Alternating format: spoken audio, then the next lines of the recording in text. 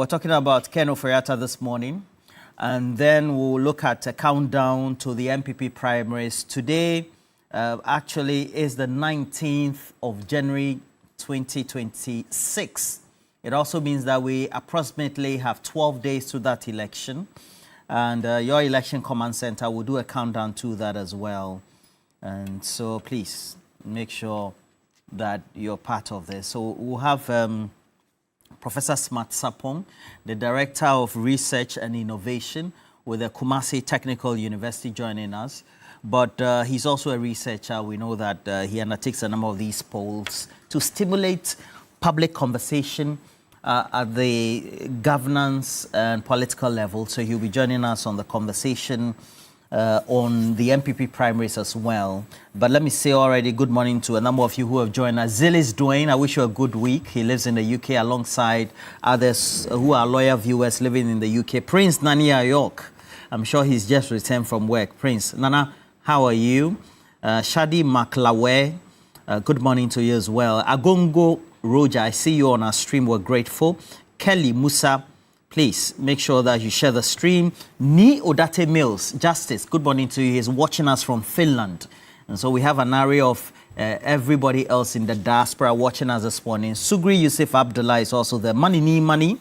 Buzet Kwesi, Liz Kwansa, good morning to you.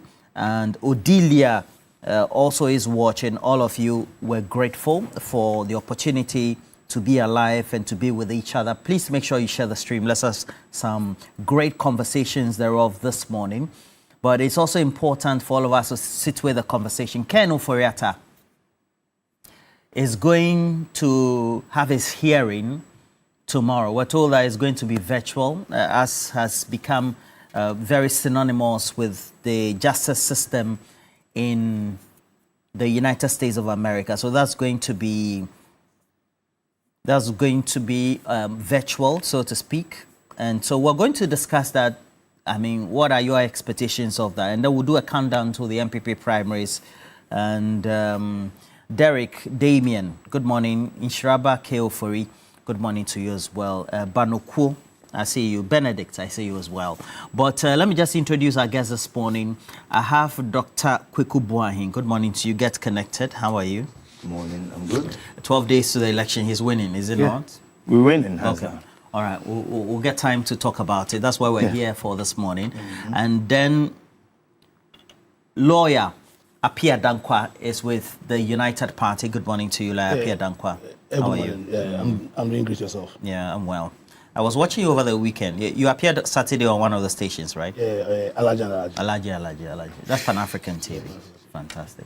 And then also Dr. Bernard Tutubuahin.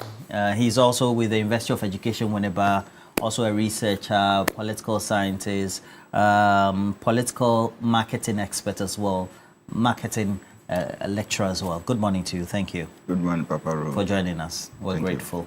Okay, so Ken Ofori-Atta, we know what the concerns are, the issues have been raised, but let me start with you.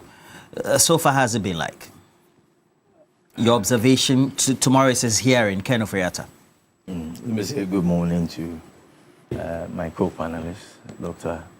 Tutubuahin, Lawyer Dankwa, and then to the good people, yourself, Bro, and Thank the you. good people Thank of Amasaman, and then to my camp members, Nana, Boachi, Shutu's other brother, Kwame Denchi. They've all been instrumental to whatever we've been doing so far. Now, coming back to the main topic with the Ofori-Atta issue, I think last week we spoke about this, and then you know my stance already. I feel it is in his best interest to come back into Ghana, and then where his family members are, his uncles and brothers and everybody else. This is home. It is better to be here than go through all these unnecessary shenanigans that he's going through. Going to court, filing for affidavits that say that people are are going to hunt him down and all that. It doesn't make a lot of sense to me anyway. I feel he should come back home and then when he comes, I don't even know what is here. Why is he finding it difficult to come back home? This is home. In fact, Ghana is home. Well,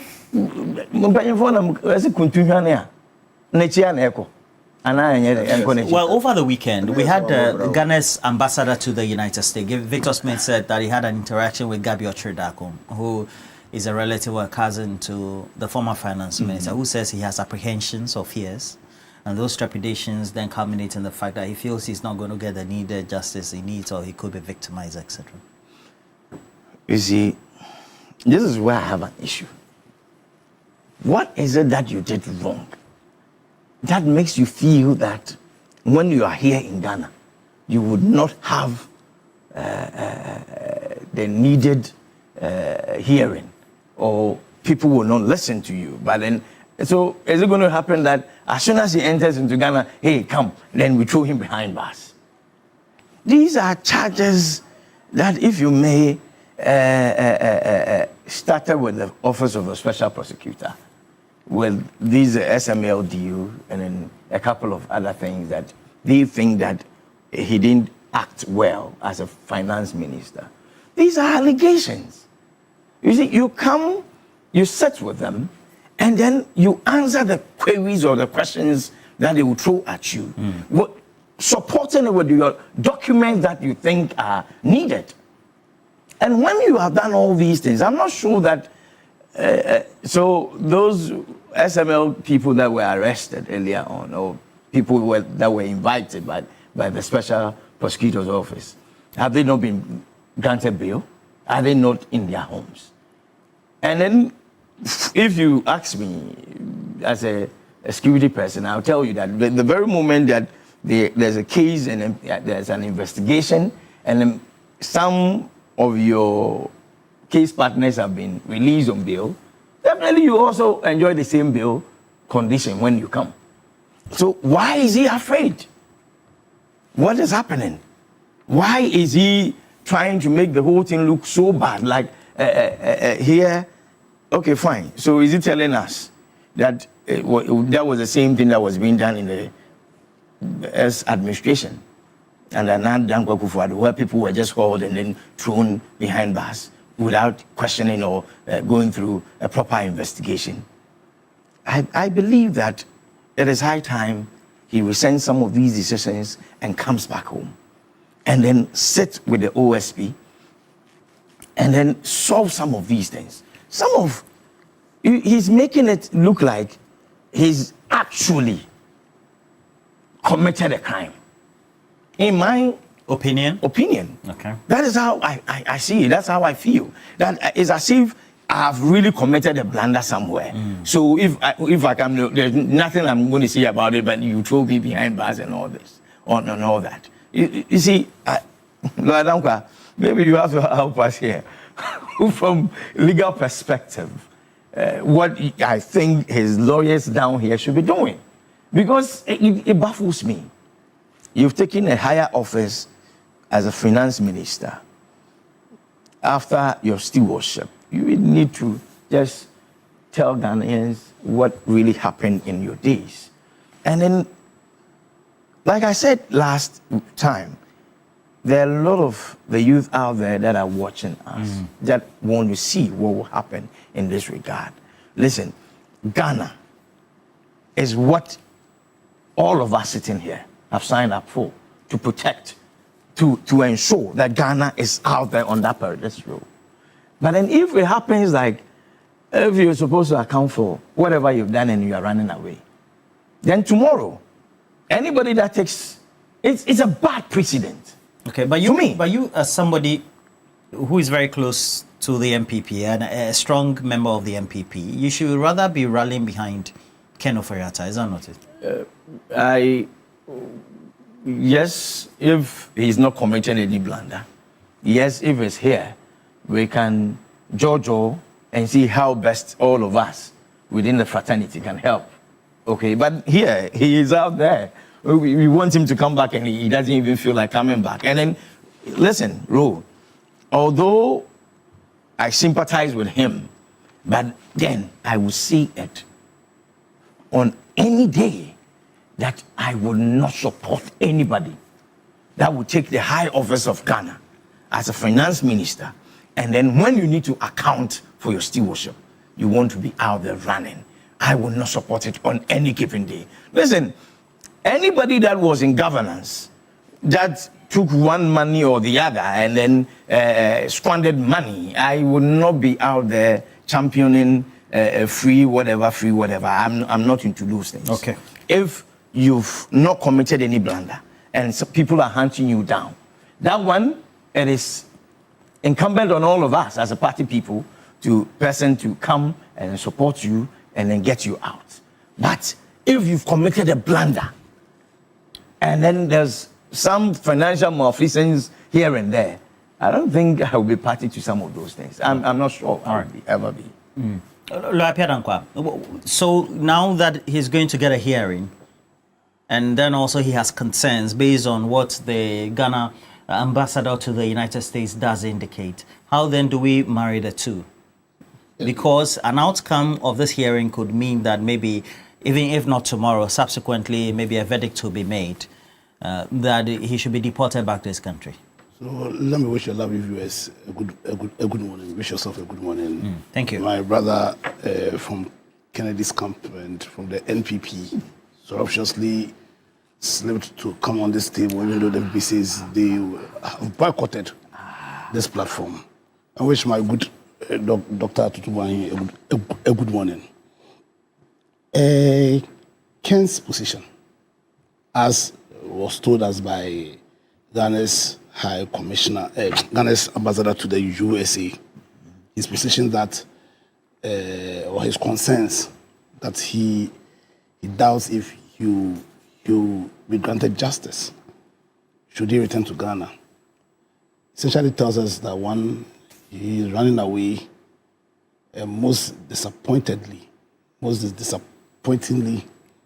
Ken is telling the whole world that Ghana do not respect the values, the principles of the rule of law. His position becomes even more disappointing when you take into consideration the fact that for 7 years, 2 months, Ken was a cabinet minister of a government that was supposed to be, or that was tasked to be the custodian for that period of the values and ideals of this constitutional democracy. High on those ideals being a fundamental respect for the principle of the rule of law.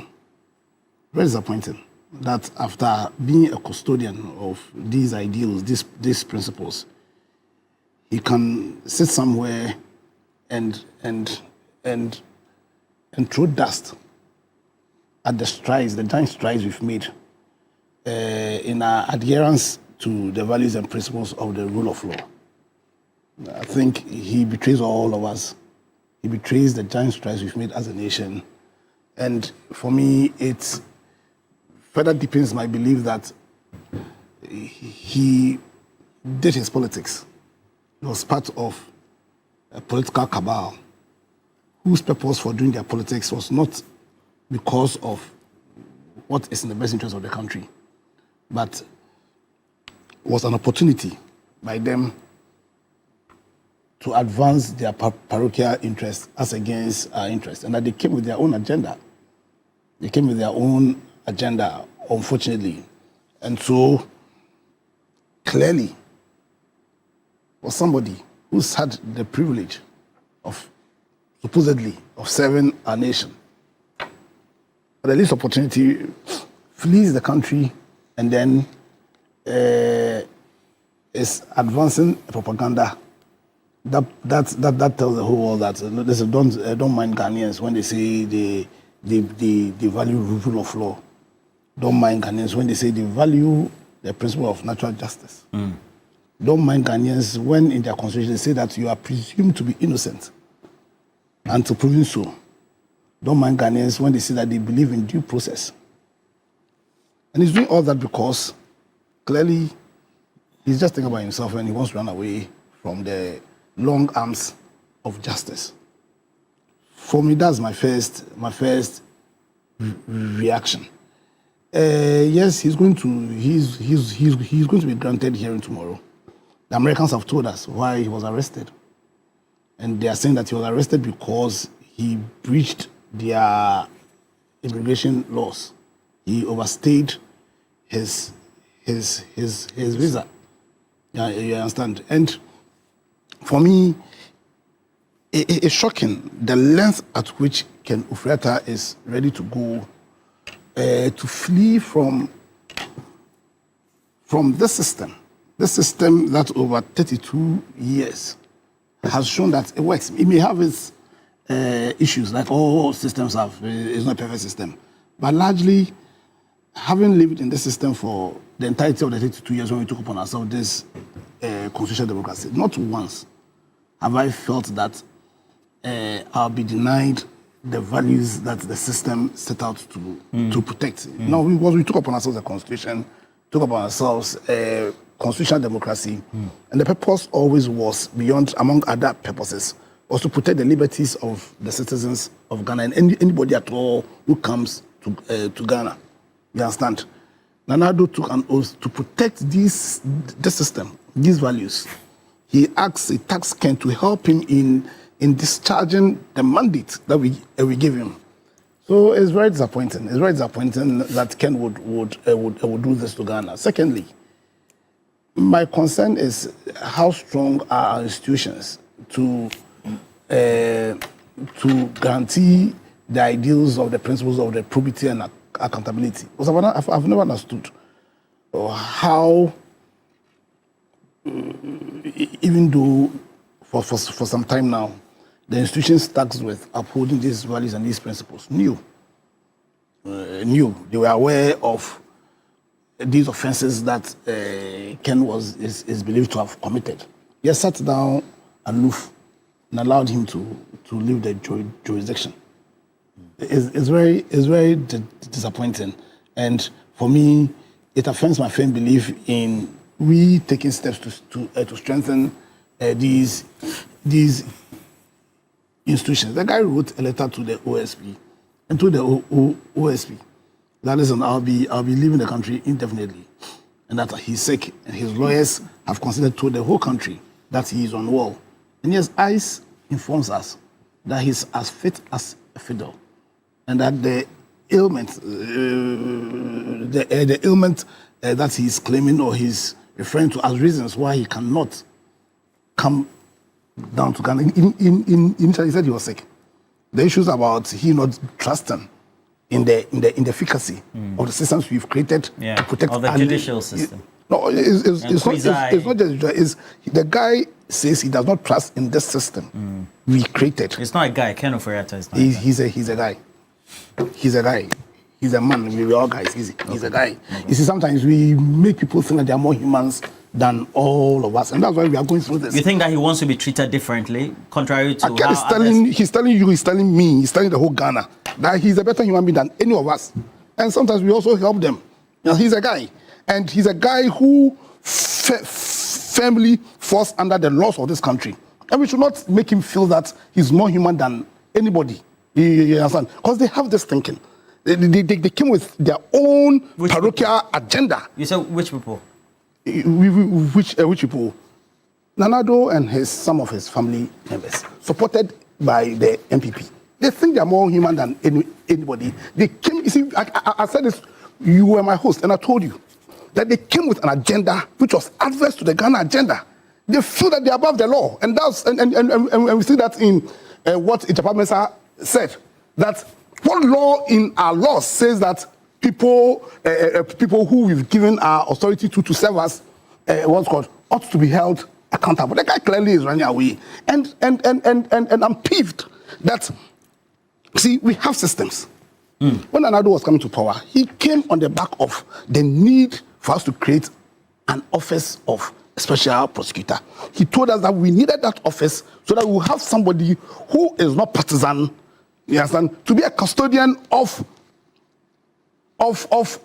of our properties. Nado came and told us that he was going to be what? He was going to protect the public place. And the watchman he put there, you understand? Opening the doors, Ajah himself took, supposedly or purportedly, took his share. Now we are asking him, come and let us take you through, subjugate you through our processes. He says he won't come. He says he won't come, and initially he says what? He is sick. Had very senior learned colleagues, very senior ones, telling the whole guy now, hammering the fact that he was sick. Only for us to tell us that the guy is as fit as a fiddle. And I'll refer it again. The guy is as fit as a fiddle. And just addressing Mr. Ofori-Atta. Yeah, you understand? He's as fit as a fiddle. And now he's telling us that this system that I was meant to be a custodian of, this system that I took an oath to be faithful to, this system that I said I was going to protect, preserve, this system can't be trusted.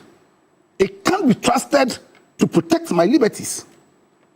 And we are sitting here and talking and laughing at him, and then you understand. Listen, so tomorrow he will go. But should he go, you see, things can go either ways. Mm-hmm. Should he go, and should he not come back? What frantic and serious effort is being taken by the government of Ghana, by the government of Ghana to secure justice for us? Because we all look at this from one point of view. But you see, in every criminal case, is the republic versus somebody who is accused. And we go to court because we want to secure justice for the republic. And that republic means what? It means all of us. It means each and every single one of us. So the state ought to understand that a wrong has been done us. We want justice. And we shouldn't just be relying on what ICE has done. And ICE, you see, ICE have gotten him. The matter can go anyway. Already he's made application for, what's it called? A permanent residency. If there's something I know, most of these issues, they end up with they being given even permanent residency. I know so many people who because of the status. Not necessarily because of the status. Or what they contribute to the United States. Not necessarily, but you see the way some of these immigration things, I have personal knowledge of a lot of people who were caught by ICE, and eventually, instead of they being deported, rather they got their documents regularized. So it can go either way. Either way. But my point is, what is government doing to ensure that justice is done us? You see, we shouldn't allow instances where what Ijapa Mensah said. And for me, if his political career doesn't end because of those statements, then I don't know. Well, the question he asked was what? No, but he was defending. He was making an argument that there's no law that holds people accountable. And he belongs to a political party who's another senior member, Oponkroma. Shamelessly, he hasn't told all of us that in politics nobody has your interest. No, he was reading a section of a book. No, I was. Let me correct you once again. Listen. It was a book launch. I was there. Listen, I was there. You don't need to say. He said shamelessly that in politics. He was reading from the book written by somebody else. Listen. I beg you. Are you the host or you are the editor? And I'm not giving a wrong info. He said that in politics, yes, nobody has your interest. Nobody has your interest. And when you are in a room, political room, look around. If you do not see the person being used, then you must know that you are being used. So is it the case that the Ghanaians are being used? But that's what I said, because I look around and I can't see who is being used in this political game. No, I can't. No, I'm looking around. No, you are not being used. And then Ghanaians are looking around. They are telling us. It was in the book. So As at that time, he was a member of the NPP. It was one of the reasons why I left the NPP. In fact, it was one of the reasons why I left. You see, so Ghanaians, Oponkroma is telling us, all of us, that in this game, they do not have your interest. I don't know what they're going to do with their interest. He's telling us, shamelessly, that they do not have our interest. And that we've looked around and we cannot see who is being used. So we Ghanaians, we are being used. And that's why senior members of the NPP do not have any qualms to advise Ken, don't come. They advise Ken, don't come. Because their interest, because I beg you, because their interest is not Ghana. Their interest is not Ghana. For them, their interest, I beg you, you spoke, I didn't talk. Their interest, I beg you, stop. I don't like this. I don't like this. I don't like this. The interest, stop this. Their interest is not Ghana. Their interest is to use politics, whichever form it is, to advance their parochial interest. Because they said, I beg you, stop this. Their interest, that's what they are telling us. And that's why they do not have any shame when the matter will be the Republic versus Kenneth Nanayahu. Okay. They don't have any shame to advise him that don't come, run away. All right. Run away. So I have this one. This one sent by lawyer Leonard, who says that implied from the statement by Gabi Ofori-Atta that Ken Ofori-Atta is apprehensive about getting justice. The fact that when Dr. Atto-Forson and Richard Jakpa were prosecuted on the instructions of Ken Ofori-Atta suspected Atto-Forson and co. would not get the needed justice. Anyway, he says that he wants to assure that the judiciary has not changed since the Akufo-Addo government left power. But then it lends credence to fears that are usually expressed by those who are always from a previous regime after each transition, who maybe are asked to be answerable or being prosecuted. Is that not the case? Yeah, definitely. Good morning to our viewers. And, good morning to Doc. And, good morning to lawyer. Good morning, my brother. Babaru. That's the issue of the kind of governance structure we have in the country, and the fact that the governance system itself is not protective. Meaning what? Yes, meaning that the governance structure is actually not protecting the interests of the people, and that it gives so much power, to political figures, to do whatever they want to do. And at the end of the day, they try to sweep their stewardship under the carpets. And for me, like many others, I believe that Ken should come, whether there has been a regime change, whether the legal structures are still the same or have changed. The bottom line is that if you have not committed a wrong, you are not afraid of any charge that is laid upon you. Exactly. So I feel that Ken has no business staying in another man's country, for protection. He has no business doing that? He has no business doing that. At least, you came to serve the good people of Ghana. And to the best of my understanding, he served 6-7 years without salary. All right? So if you did this, the question is that on what basis would someone say that you were corrupt, you have embezzled money, and all that? You see, so if your initial action suggested that you are a man of your own, you have made it in life, you don't need, even salary from Ghana, and that you are serving Ghana, freely, then who can even say that you have stolen Ghana's money? All right, I feel he should come. My only complication has to do with, the link between his arrest by ICE and the deportation, and what the Attorney General actually said, that his arrest was partially based on, Ghana's request for his extradition. And ICE is also saying that, no, the man was not arrested based on, the request by Ghana by his visa status. In other words, probably he has overstayed or, he has intention of overstaying. Others have also said that Ken has actually applied for an extension of his visa and probably to also get a green card to be able to stay in the U.S. Now, if you read all the responses by ICE and his detention, I think that we should be able to decouple, his detention, from the corruption charges that, is presumed, against him, because the two are not the same from what we are hearing. So if we can separate the two, then of course we can make justice to the issue.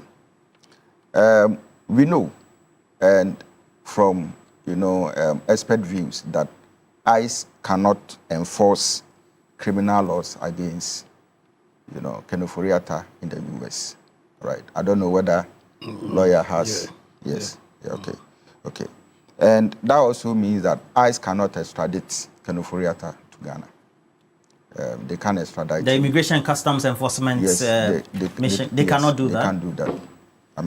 I've had some. They can deport him. They can't. Wait, I'm coming. On criminal charges. No, not on that. Exactly. That's what I'm talking about. Exactly. On immigration, yes. But that's what he's being held for. Yes, so that's what I'm coming to. But that's why initially I said that. An impression was given that. Yes. Oh, okay. Okay. So you get the point that based on the operations of ICE, it will be purely based on immigration. All right. Now, what I want to see is that in case ICE takes the decision, because I hear that there are even complications when even ICE take the decision that they are going to deport. So much complications. And for me, I want to believe that that probably was the reason why the Attorney General came out to say that he foresee a long battle, between US and Ghana with regards to, the extradition processes. And what if ICE decides to deport Ken to Ghana? All right. What if? What if? Is it going to inure to the benefits of the country or what? There may be certain conditions that must be fulfilled. I hear that in the first case, they must understand that, ICE must understand that his destination is Ghana. All right. That is, if they are taking him, they are deporting him, are they deporting him to Ghana or to Nigeria or to South Africa? We have heard, based on certain examples, that some Nigerians, use Ghanaian passports.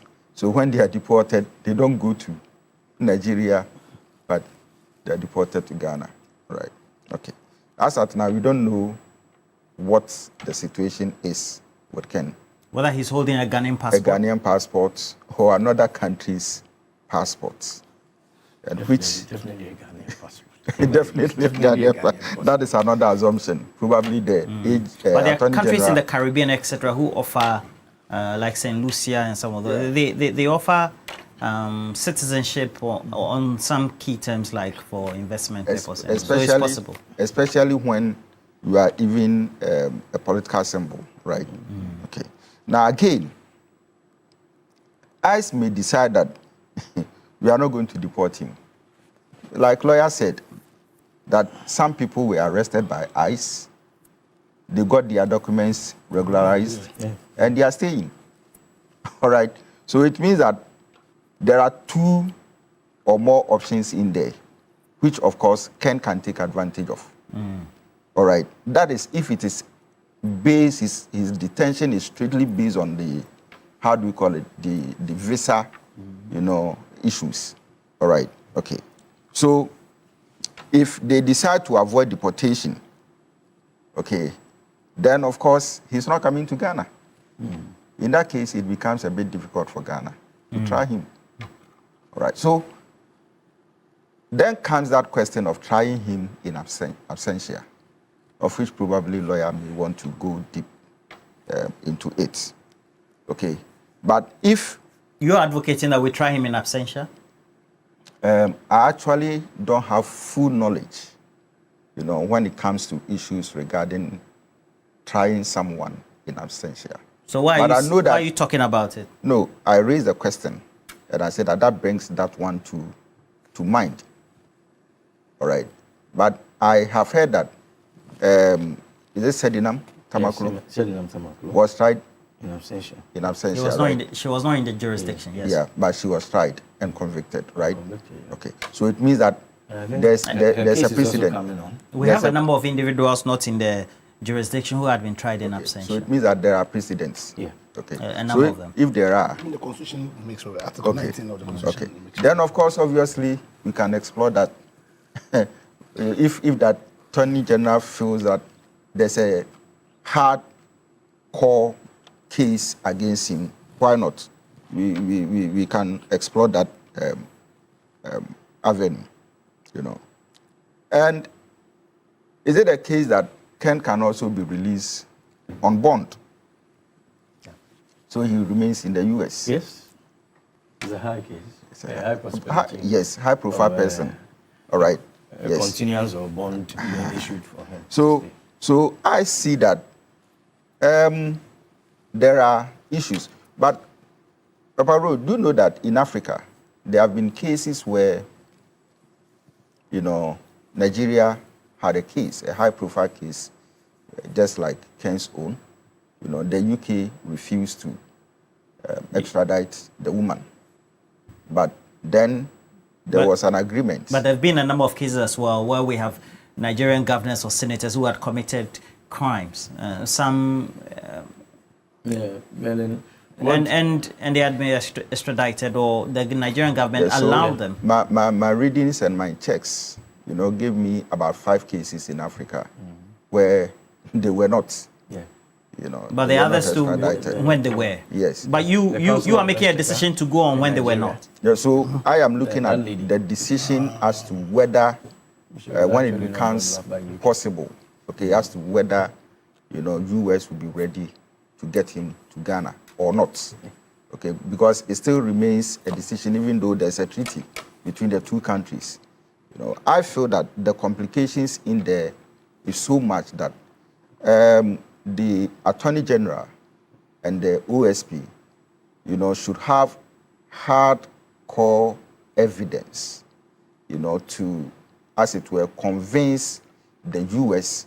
to bring the man or not. All right. And I think that the bottom line is, convincing United States Department of Justice, that yes, Ken has a problem in Ghana. He needs to come to account for his stewardship over a period of time.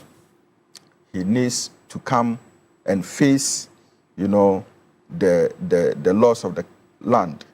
As it were, if he's able to defend himself, yes, he will be allowed to go scot-free. Earlier, you were asking as to whether... So all your commentary is on the side of Ken, not to come? No. Or reasons why you are ascribing that he may not come? Our previous conversations, I have made that point. And even today when I was starting, I said that the man has no business seeking refuge in another man's country. All right? And that for me, if he feels that he has not committed any crime, he should come. All right? But whatever actions that he's putting, excuses that he's putting across with regards to his human rights status and, abuses and all that, I feel that they are not justifiable reasons. Okay? Because as at now, we are not here. So how do you even read into the case that when you come, someone is going to trample on your human rights, all right, or someone is going to take your human rights away from you? Come and let's see. And then, of course, you have lawyers who can deal with the matter as it is, All right, so I feel that it's not about justifying. If what I'm hearing appears to be true, there's no way I'll sit on this in front of this camera and then say that no, Ken shouldn't come. He has to. Okay. He has to, whether good or bad. At the same time, I was making cases that can complicate The whole thing. the whole process. Okay. All right. So for me, I believe that what the Attorney General is doing, the position he has taken, inures to the benefit of the country. But I want to see a process where, the Attorney General has his evidence right, all right, and is able to, convince the U.S. authorities and the appropriate quarters in the U.S. that yes, the man by hook or crook should come to Ghana and face, whatever charges that has been preferred against him. All right, because you see, Roland, what I'm seeing is that this case is not an ordinary case. Then what is it? Yes. It's an ordinary case. We've had former finance ministers and key ministers of state who have been prosecuted before. Because of the nature. All right. Because it is one case that demonstrates anti-corruption credibility, especially for this government. You know about the law on cause of financial loss to the state? Yes, I know. Chacho Chikata was jailed for it. Yes, I know. Victor Salome. I know. Kwame Pepra was also prosecuted. So regarding the interests of the public in this particular case, all right, if the NDC government is able to execute this case well, it's something that gives them credibility, isn't it? Okay. And it tells Ghanaians that no one is above the law, isn't it? And that it will be a symbol of behavior to those government appointees now in government and even in future or for future appointees. So that's why I'm saying that we need to cautiously, approach this issue, with that kind of tactfulness that it deserves, so that it doesn't become a fiasco to disgrace the government in power and probably, give more strength to future leaders and appointees. All right. I have Professor Smart Sapon. Good morning to you, Professor Smart Sapon. He's Director for Research and Innovation, the Kumasi Technical University. Professor Smart Sapon, good morning. Yeah, good morning, Roland. Yeah, good to see you once again. The last time you were in the studio was quite a breath of fresh air to see you in the studio. Today, we have to do virtual. Right. We're told that Ken Ofori-Atta will be doing virtual tomorrow, which has now become very symptomatic of the judicial system of America, where they use video conferencing to do trials. So that's a good thing. I don't know how that is sinking with the minds of ordinary Ghanaians, but we just have 12 days to the NPP primaries. So far, what have you been picking up? Have you undertaken any research? What's the outcome of the research? But generally, if you want to, based on your observation, comment on this, looking at the messaging from those strong individuals who could be having the best messages that is also rhyming well with the delegates or the party members, and more importantly, who are the leads in the run-up to these primaries to elect a flag bearer for the NPP. Right, so a very good morning to yourself and to the team in studio and to our cherished viewers across the world. On Ken, briefly, I would have felt that availing yourself to justice would have been the best, not for him, but for all current, future, past government officials. And it should be part of the KPIs they will sign to, that at the expiration of your term or of your government, you are supposed to perhaps be in the country for some number of, like the presidents are giving some time within which you cannot prosecute them and all those things. They should have some time within which they have to stay to see whether there will be some issues attributable to them for which they may have to answer. If that period elapses and no issue is attributable to you, then you are permitted to travel and go wherever you want to go. The tricky nature of this particular one is that we are told that he went on health grounds and all those things. But I'm sure going forward, Professor Prempeh and his team has finished their work, submitted the report to Parliament. But if there's nothing like that in there, and stopping government officials from leaving the country after expiration of their government or their term, we must find a way of putting that in there for purposes of accountability. Let's say 6 months or something. If within that, the Auditor General, whoever, all the agencies do not find anything wrong with your work, then you can travel and go wherever you want to go. But, I mean, we wait to see what comes out of this particular case on the table. I would have felt that because justice drags for quite a long time here in Ghana and elsewhere, we can try the absentia and let the case continue. Maybe at some point, the US and everybody will see that for this one, this gentleman must be here to answer this particular one. The case is unable to progress without his physical presence. Then it can form part of the justifications we are giving to where he is for them to bring him down to Ghana to answer those questions and all those things. But we trust that those handling the cases, both on the side of government and the lawyers and everybody, would see the need to get us started with this case, so that even if it drags, we can see justice within the shortest possible time. So that is just a quick comment on the Ken's case. On the NPP primaries, so far, they are winding up, as we all know. But the reflection I wish to share this morning is that it is likely, and at the point of saturation, I see Dr. Mahmoud Bawumia still winning, to be followed by Ken, then by Brian, then by Oseiwe Duchum, and then the Kwabena Japan is likely to... Please start again. My volume in the studio was low. So is that what? Right. So I'm saying that at the point of saturation, sometimes when... So I reach saturation at 216 constituencies.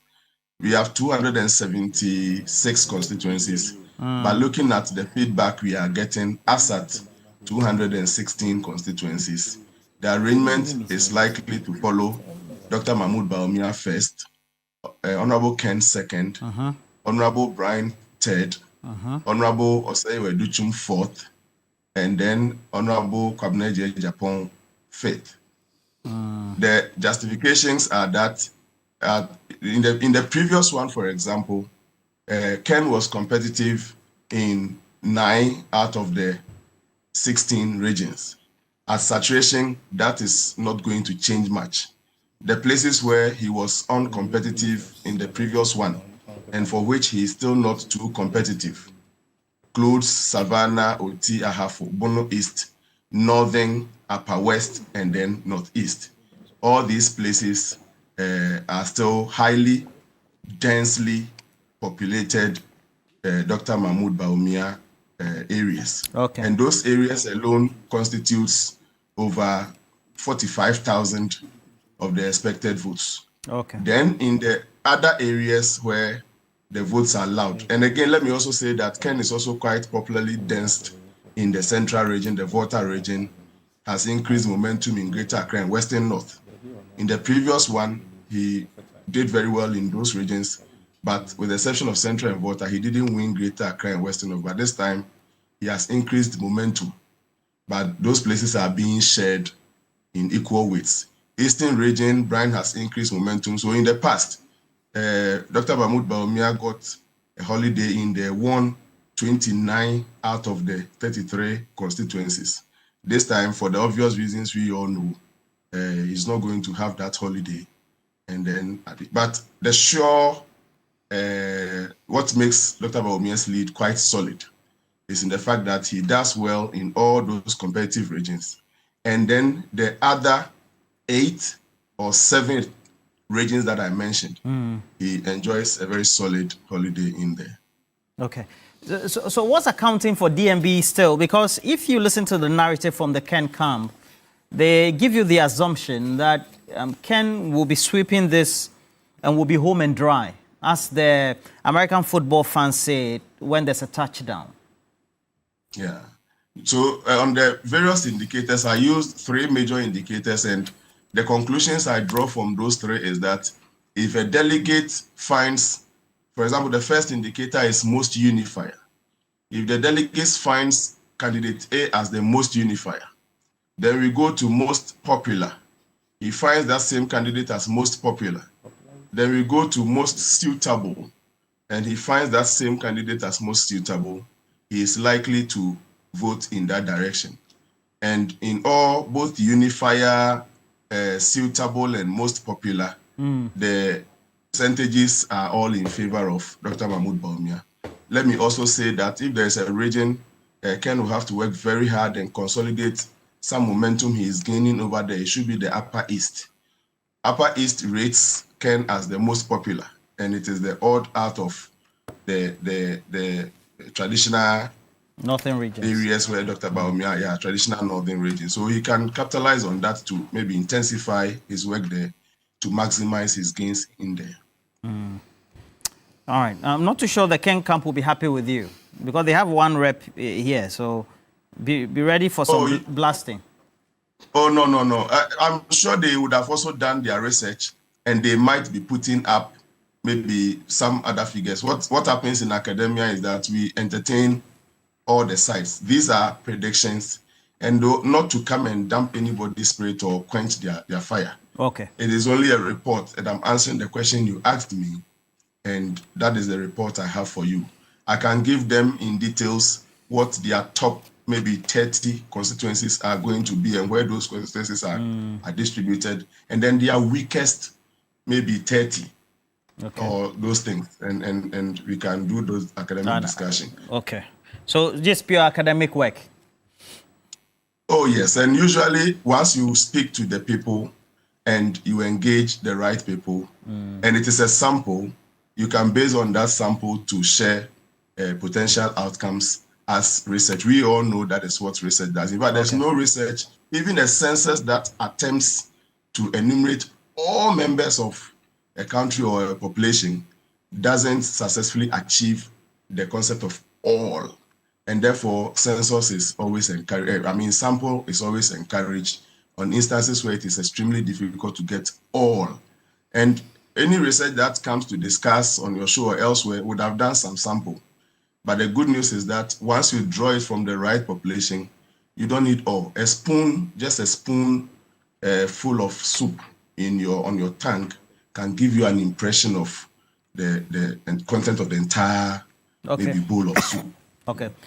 Lawyer Fatau, who is a member of parliament for Yendi, has joined us. I'm sure because of the transport issues, even though fuel is cheap, they couldn't come quickly. How are you? I'm good. Welcome. Good morning. Okay, to you. great. This one is it's not a friendly match for you. The conversation. The one that was friendly match. You because I didn't comment. so you have a chance to comment on the Ken issue, as well as how Ken, the second Ken, also will be going down the street. So, but how is this rhyming with you? It's not the first time he's made this pronouncement, though. Even Dr. Tutubuahin, as well as other research outcomes, have indicated DMB could possibly be leading. But you usually will be on the ground with Ken. I also have some, I would say, perhaps sparsely conversation with members of the Ken camp as well. But they look very optimistic as well. How do you take this in? Is that a reflection of what you pick up on the ground? Anyway, well, thank you again. Let me say, this morning, Honorable Ken will be speaking with some constituencies within up north, especially within the Boko enclave. That is where he's going to be speaking to them via Zoom. The people of Pusiga, Garu, Tempani, Binduri, and Zebela will be speaking to them. These are the 5 constituencies that are left that he has not touched base with. I think initially when he was up north, he had wanted to visit them, but then security concerns were raised, so he had to come back. So today he'll be doing that virtually with them via Zoom by 11 o'clock this morning. Let's come back to the NPP primaries. I have maintained, and then I've said it over and over, that all the 5 gentlemen that are contesting are party people, are credible, they can win elections on any given day. Dr. Mahmoud Bawumia, Ryan Champon, an astute businessman, Kwabreje Japon, an engineer Pashala, talk about Oseyewa Juchum, a very good educationist. But with all these people, Ken Ohene Japon stands out tall. I have always maintained that I will not run anybody's research down. It takes a lot going into research and doing research all over the place and all that. As a person who have been involved in one research or two, I wouldn't run anybody's research out. But then, like I always maintained, we are on the field. We know what delegates want. We know what Ghanaians want. Listen, NPP is going to the polls to elect a leader. The election is going to be done by approximately 214,000 people, and would take that person to Ghanaians and ask Ghana, is this what you want? So that 80 million Ghanaians will vote, pass a judgment on what we brought to them. If you look at all that is going on, sometimes when I look at some of these researches that come out, yes, it is supposed to inform us, it's supposed to educate us, it's supposed to make us set up when we see some of these researches that come out. Because you come out with his findings and write-ups, but just as Professor Sapon has put his research out there, yesterday, Evans Zia also publishes putting Ken at 52%, winning. Safe Africa also put their projection out there, was Ken Japon winning by 51%. So every research base and then whatever results that they have come out with. But then one thing that I would speak to, Professor Sapon was talking about popularity. You see, when we talk about popularity and marketability, it has to do with acceptability, acceptance, and then credibility and trust. If you are well marketed, people will trust you or will accept you. But then let's look at all the other candidates out there. I believe and I think the person that Ghanaians resonate well with and then delegates are ready to vote for is candidate Ohene Japon. Because you mean the delegates of NPP are going to vote for him. How many delegates do we have? We're talking about 214,000 delegates out there. Okay. Majority want to vote for Ken. They would vote for Ken. Why is that not reflecting in the research outcomes? Listen, I mean, compared to the one has been published. That is what I've just mentioned, that the research outcomes that have been published out there. This Professor Sapon telling us about his research that he did. And I've just mentioned that Evans Zia also came out and said that Ken Japon will win by 52%. Just yesterday, he published his research. It's out there. And then Safe African last week also said Ken will win by 51%. Okay? So everybody, and then his research methodology, and then how he went about his research. Okay? That's why I said I will not run anybody down when it comes to research. Maybe his sampling size shows that this is what I think should be the results at the end of the day. Yesterday, when Evans' research came out, he said... That's Evans Dria. Dr. Evans Dria. He said his sampling size was approximately 31,000 people. Okay? So everybody will come out with... But then I think and I believe And I know for sure, from all the places we have visited, from the places we've been to in this campaign, and then the message that all the aspirants, yes, suitability, unifier, popularity, every one of them is speaking because NPP is what they have. When we are done with this primaries, we have to come back together as a house, unify everybody, and then rally behind whoever the delegates will choose as the next leader of NPP. But if you ask me, Kenny Japon's message resonates well with them because he's talking about creating jobs, which has become the bane, the problem associated with the Ghanaian economy today, where we have almost about 1.3 million graduates not having jobs, and it's becoming a national security. And he's saying that, listen, in every single district I've been to, I've identified a single potential factory or thing that we can do to support people. But it's been done by Akufo-Addo and DMB, one district, one factory. Listen. He's repeating the same policy. We are not repeating the same policy. Ken is a doer. He has a track record. Okay? When it comes to ensuring that things are done, he's done them over the years. He's created jobs, almost about 16 different companies. Aseda Cold Store, which is, has a 31,000 tonnage fishery thing that in the whole of West Africa, there's none compared to it. Okay? He's done them in the past. He knows how to do them. And so when he goes out there, what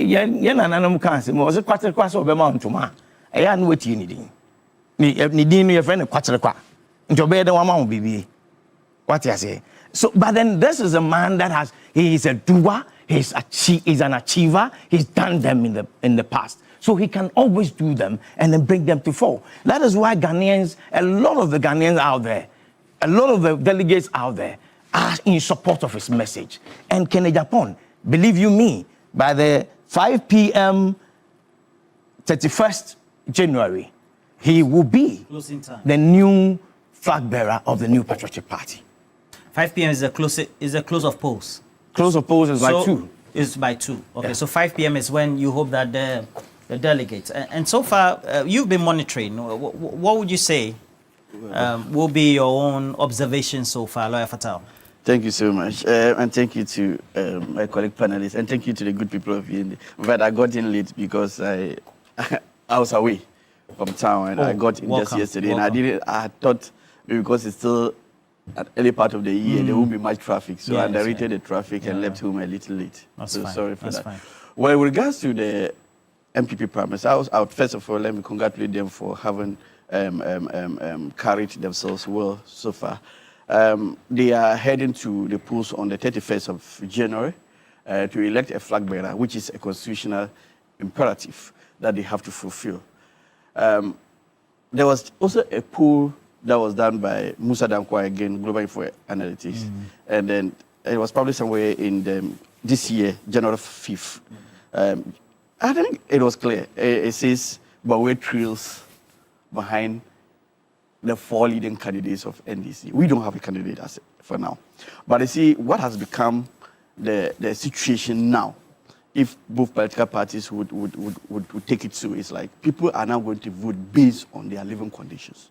It is no more about who is leading the party or who is not leading the party. And so I am very excited that my party, NDC, is focused on delivering on its promises to the Ghanaian people, because at the end of the day, Ghanaians are not going to be so minded about who is this, who is that, where is this from, where is that from. They are going to be concerned so much about what has been delivered. And for the past 1 year that the NDC has been in charge of the administration of this country, trust me, almost everything is pointing towards the positive side. And so I see NPP going into an election because they have to fulfill a constitutional imperative. But I also advise them that whilst even undertaking this exercise, they should pick a candidate that they can be patient to live with for a longer period. If they are given a candidate, if they are choosing a candidate that they can only give one chance to, then they are heading towards a serious crisis. Because if you give that candidate this as the last chance, and then, but chances are, it's clear that that candidate will be crushed. in the next election, 2028. And so if you don't have the patience to carry that same candidate to the next one, that is after 2028, that's 2032, then at that time, you are now considering changing a candidate in 2028.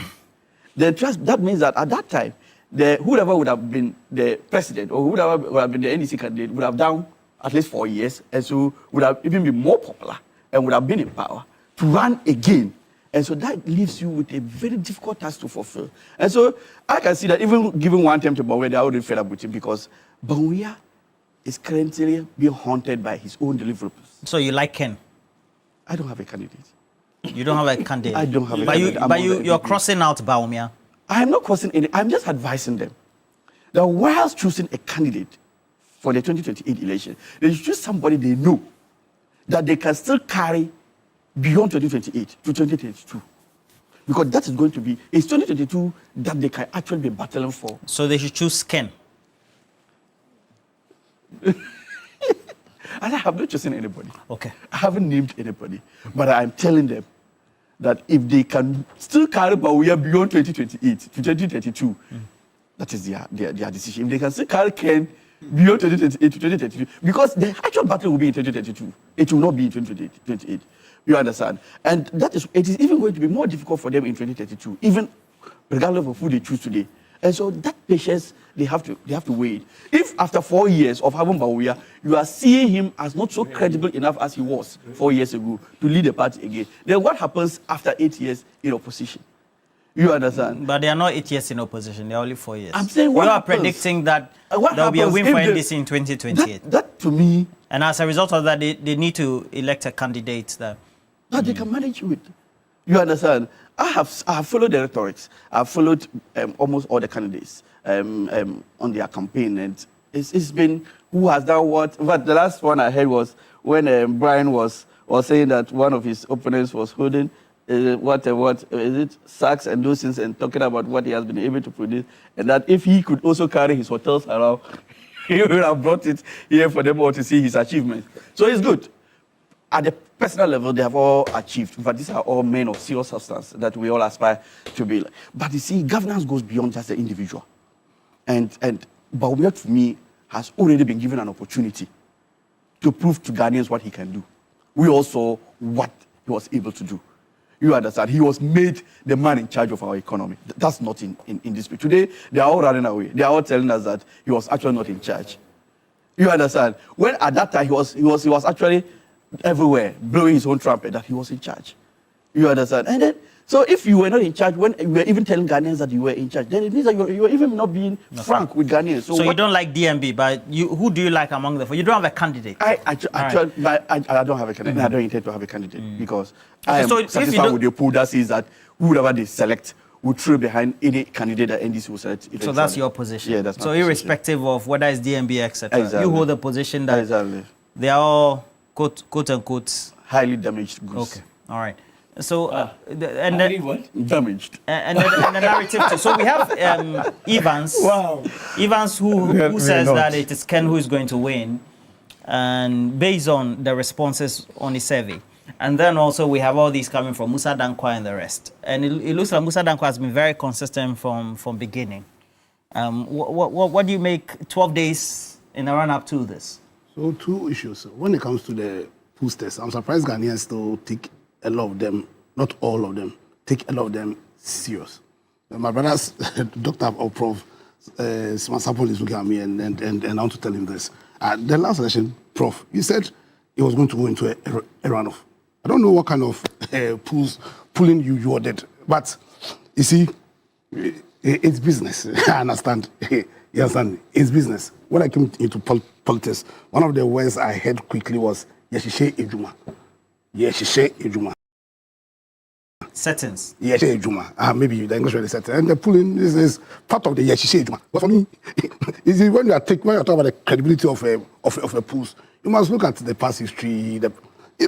Dr. Prof. Sapon or Dr. Sapon. Prof. Sapon. Last elections, he said he was going to go into... GTEC approved. Yeah, GTEC approved. He said he was going to go into a second round. Not so. I don't know the polls. The last elections, Prof. Sapon said he was going to go into a second round. I don't know what polling this. For me, this is polls honestly, personally, I don't take it seriously. You don't take polls generally No, seriously? I take polls seriously. I don't take Prof. Sapno's polls seriously. You Okay, understand? that's I don't your take- opinion. That's my personal opinion. Now, this election, the NPP is supposed to bring to us a candidate, not so.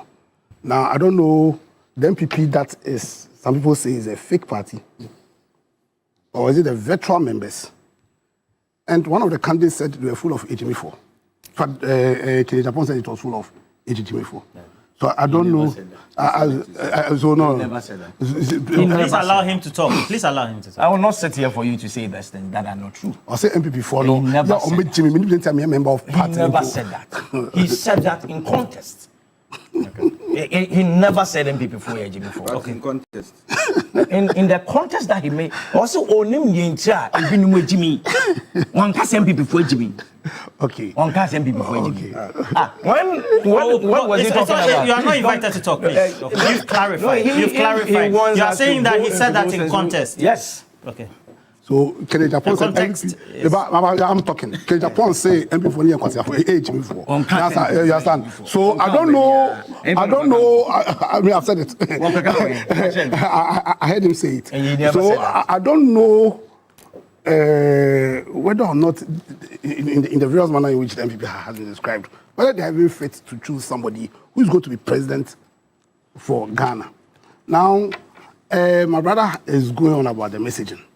And I agree with him, as in, when it comes to the message, because you see, the message also includes the messenger. So we take Dr. Baumia, for instance. I don't know what his message will be, especially when he was given a chance. You mean if he becomes presidential candidate? No, but you must have a message. And what is it? You must have a message, because you see, you want to be chosen, you want to be sponsored to become president of Ghana. So your message, first of all, must to convince your party, but also must to tell Ghanaians what you do when you become president of Ghana. And maybe I stand to be corrected, but I'm struggling to hear. I don't know what his message is. The message is as in Naipe. I can't Naipe. Is that a message? That's not his message. You should listen to him on the campaign platform. He says a number of things as Like? well. He says that he's going to make sure that there's priority given to party members, as well as talks about some key national. Even on the same platform, he said that he's the reason why the city is doing well, because he set up good structures. So you haven't been listening to him. No. I heard. Anyway, you are United Party. So I understand. I heard the city, and it's laughable. It's laughable. So you put in place policies, like he's saying, and is it okay that the policies don't like him? Because whilst you were in charge, you had direct control. The policies didn't yield the results we are seeing now. You understand? Nado said he brought you for a reason. You yourself, he said Nado brought you for a reason. Nado said, proposed or pronounced the principle of the Hattarization of the city. City Hatta. That's so he's brought you to come in. And you came and the city even as it became more Hattarized. You understand? What's it called? The rest. Kwabena Ejepon. I love Kwabena Ejepon. I used to watch him Sports Highlights. But Kwabena Ejepon, my only issue with him is it someone that I can trust that has a courage of conviction? Can he stand for what he believes in? You understand? Especially when the coup d'etat that nailed the coffin in the destruction of the NPP, he could have prevented it. And he watched on and allowed that coup d'etat to happen. Yes, my brother Ken is saying the right things. He's going to create jobs. We know the essence of jobs. But you see, the examples he's given, as in to prove his ability. Creating jobs as a businessman is very different from creating jobs from a position of public sector. From a policy angle. It's very, very different. You understand? I don't understand. You see, when you are a businessman, you see, Are you saying- you say, I don't like this. He said he doesn't like You see, this. when you're a businessman and you are creating jobs, it's very, very different from when you are putting in place policies that will engender that growth, that job creation in the public sector. Please let me finish. I don't like this. It's okay. It's okay. What is this? Tempest, Please let me finish my point. You understand? You understand? Now, from the public sector point of view, when you are putting in place policies, like one, I've not heard Ken talk about how he's going to, his policies are going to help promote small and medium scale enterprises. He talks about, he holds examples of Give an example. Items. That he said it will be manufactured. No. How is it going to empower SMEs? So, example, in a GTP, in a GTP, we made a policy. So I'll give you that we are going to use our monetary policy, Bank of Ghana, you understand, and the Ministry of Finance to do what we call a loan guarantee scheme, a government loan guarantee scheme. Now, the essence of that government loan guarantee scheme is to find funding, you understand, sustainable funding for small and medium scale enterprises to grow them. You understand? We talk about building capacity of SMEs because if there's something that is right, you understand, you cannot create jobs without building your SMEs, and you build your SMEs by way of policy. Yes, it's not because you're a business mind. You have that one is not in dispute. But so, example, the person, like you take the case of the USA, the person that did most to help in the ability of America to create jobs was Dwight Eisenhower, who was a military man. Post-World War II. Yeah, he was a military man, and he did that by a simple law, the Small Business Act. You understand? So saying jobs. For me, it tells you what you want to do, but you have not convinced us as to. So to end, in this context, which one can be called a sinners contest. A sinners contest. In this contest, that can be called a fake contest, a fake party contest. It doesn't include the virtual members. You understand? In this context of a party that is very parochial, in this context of a party that says that politics, nobody has your interest at heart.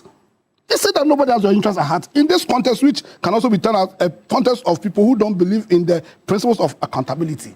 In this context, that can be turned as a people who have consistently advanced programs which are adverse to our common agenda. I don't know where we fit in. And so for me, yes, we are watching them, but trust me, I don't see how any of them can lead Ghana to the kind of transformation that we need now. So it is up to them. Professor Smartapon, before I bring in Doc, Professor Smartapon, just in 3 minutes.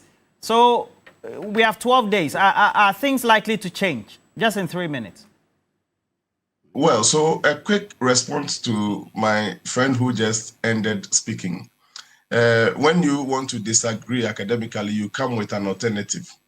But when you say, I don't agree with Professor Smartapon, and you say so without any comparative research report before you, and your reference is with the immediate past elections, which I'm sure he just took the headlines, he didn't read the report.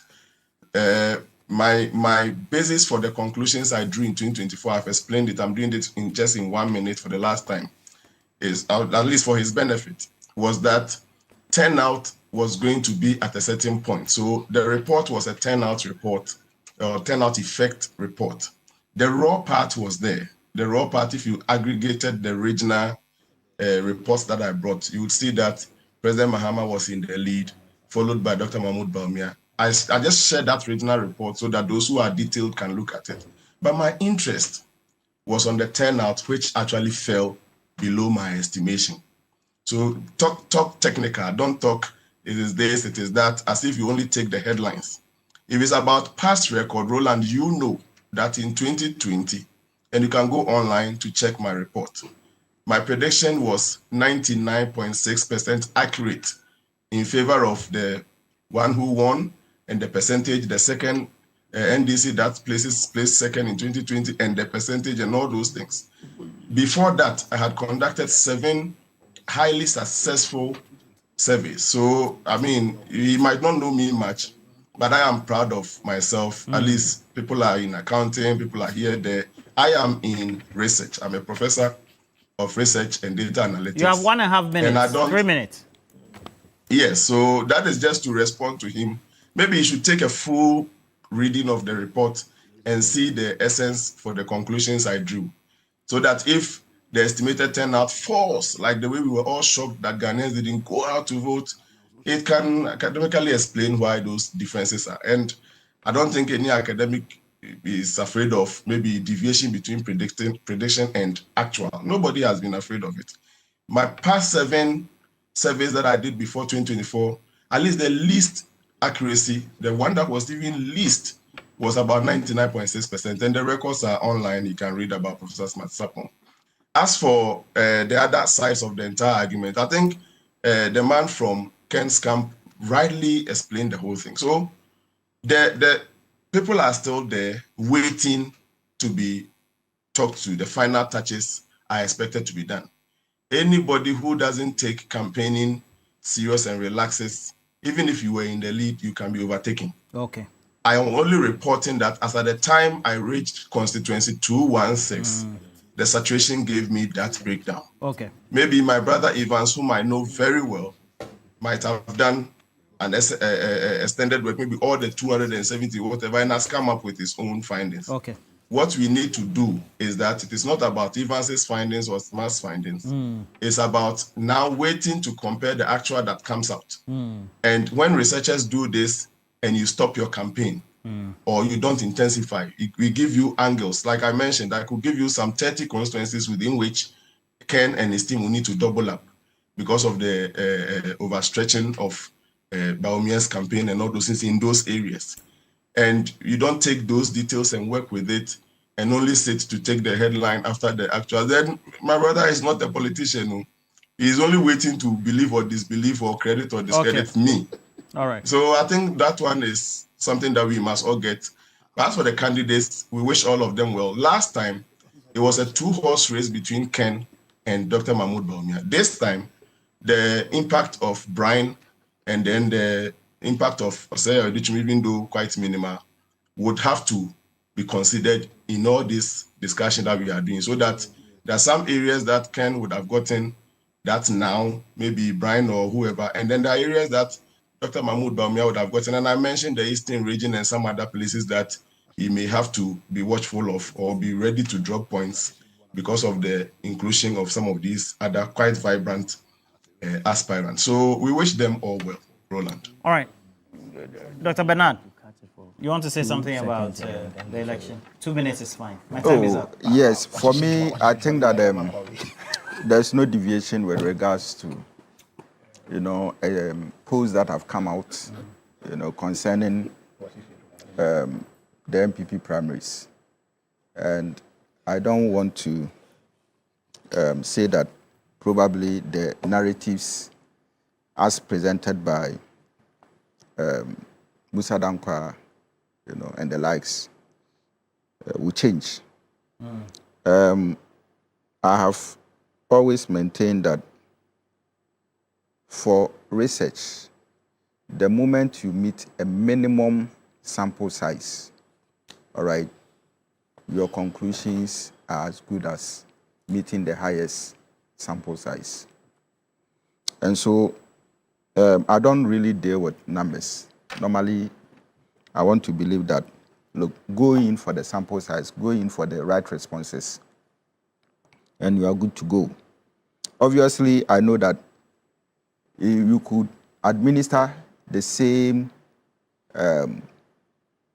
research instruments, on different occasions and on different respondents, and you definitely get different responses.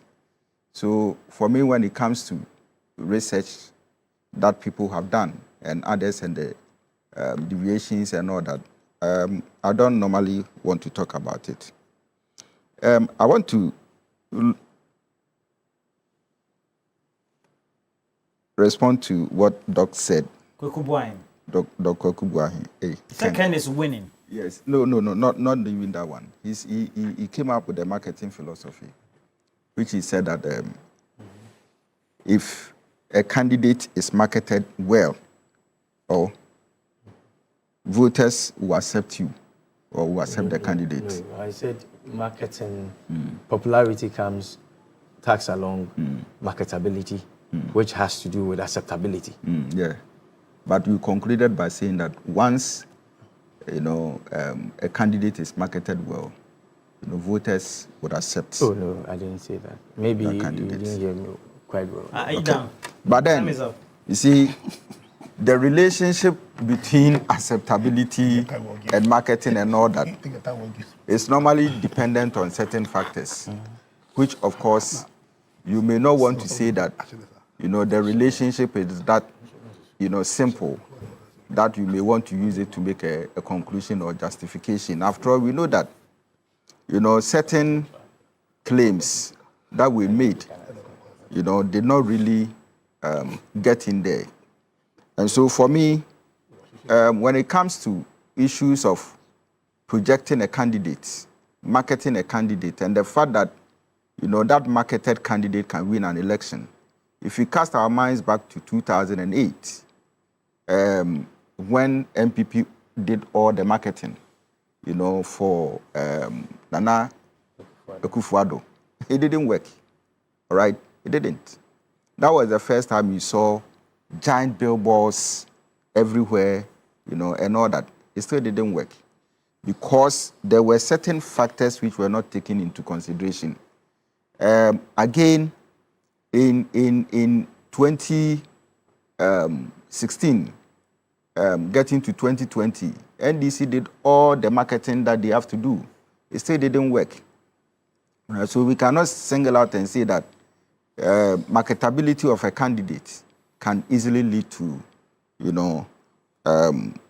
voter acceptance unless certain, considerations. I said, popularity. I even disagree with that one even more. I even disagree with that one more. All right, gentlemen, it's 9 o'clock. At 9:02 actually. I even disagree. I never said I even disagree. Marketed. And then Baumia would have just won. All right, thank you. It was a Thank you. 16 years. Sorry, I couldn't give you more time today. He was marketed for 16 years. Kweku. 8 I'm years. still on the floor. I'm No, not, 8 I'm years not as a running mate, 8 years as a vice president. Papa He would have just been winning any election. Thank you, gentlemen. The most popular person in MPP Professor Smartakon, thank you so much for passing through. Was Ken. Kenneth Japan is always the Prof, thank you, Prof. The delegates in 2020. that was because there was All right. Thank you, Roland. Most Okay. welcome. and we all know. But because you didn't consider that. Now, if you want to look